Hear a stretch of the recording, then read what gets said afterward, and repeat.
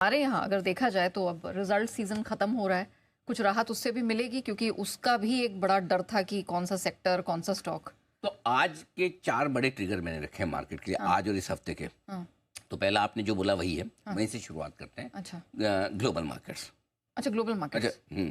तो मतलब मेरे ख्याल से उसमें आपका चीन भी कवर हो जाएगा काफी। अच्छा ठीक है, चलिए ग्लोबल मार्केट से ही बात करते हैं। डन। ग्लोबल मार्केट में देखिए सिंपल सी चीज क्या है, अमेरिका में एक तरफा तेजी चल रही है, तेजी चल रही है, फर्स्ट क्लास चल रही है, ठीक है, ट्रम्प साहब की जीतने की वजह से। ओके। लेकिन एक कॉन्ट्राडिक्टरी चीज जो अमेरिका में चल रही थी कि भाई तेजी तो है, लेकिन तेजी के साथ क्या हो रहा है, बॉन्ड यील्ड भी बढ़ रहा है, डॉलर इंडेक्स भी बढ़ रहा है।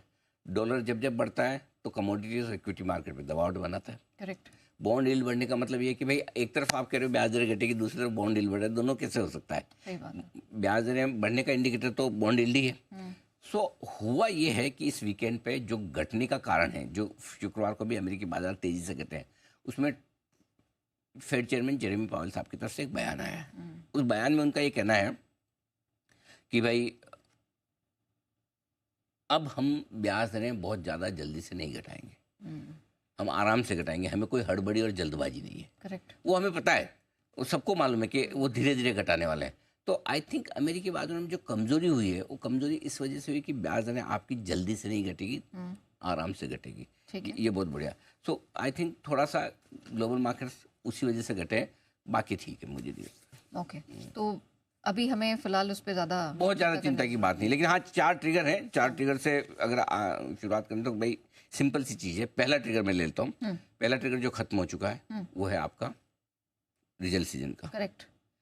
रिजल्ट सीजन खत्म होते हमने रिलीफ, आज के लिए हमारी राहत का सबसे बड़ा संकेत यही है। थैंक गॉड खत्म हुआ। सोवर। हाँ। अच्छा, खत्म होने के समय अंत में कोई ऐसा एक्सीडेंट वाला रिजल्ट नहीं है। हाँ। सबसे बढ़िया बात है कि आज कोई ऐसा रिजल्ट के हिसाब से एक्सीडेंट है, हल्का सा ग्रासिम का रिजल्ट कमजोर है, बाकी ग्लेनमार्क ठीक है, मुथूट ठीक है, हीरो मोटो अच्छा ही है, सीजी कंज्यूमर भी बुरा नहीं है। तो कोई भी ऐसा स्टॉक नहीं जो रिजल्ट के दम पे 10% एफएनओ वाला स्टॉक घट जाए। तो रिजल्ट सीजन का अंत हमने ठीक ठाक किया, कोई दिक्कत नहीं। फाइनली ये रिजल्ट सीजन खत्म हो गया। अब रिजल्ट सीजन खराब है, अच्छा, ऐसे एब्सोल्युटली देखेंगे तो आपको खराब दिखेगा, लेकिन आपको कैसे देखना है कि जितने घटे हैं उस हिसाब से कैसा। अगर 10% निफ्टी घट गया, 12-13% आपका मिड कैप इंडेक्स घट गया, तो क्या रिजल्ट खराब रिजल्ट प्राइस में आ गए या नहीं आ गए? इसका जवाब होगा हाँ। अच्छा, प्राइस में आ चुके हैं। तो सबसे बड़ी बात है कि खराब रिजल्ट सीजन को बाजार कुछ हद तक, काफी हद तक डिस्काउंट बचा चुका है। ठीक है।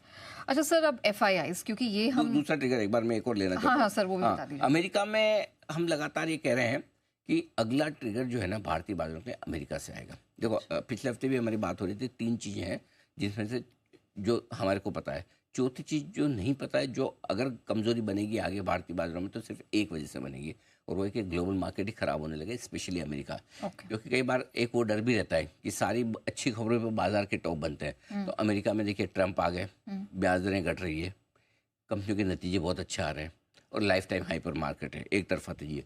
तो कहीं ऐसा तो नहीं कि अमेरिकी बाजार ऐसे टाइम पे टॉप बना रहे? इसका जवाब आज नहीं है, लेकिन पिछले 2-3 सेशन से अमेरिकी बाजार थोड़े ठंडे होने लगे हैं। सो आपको अमेरिकी बाजारों से थोड़ा नज़र रखना है।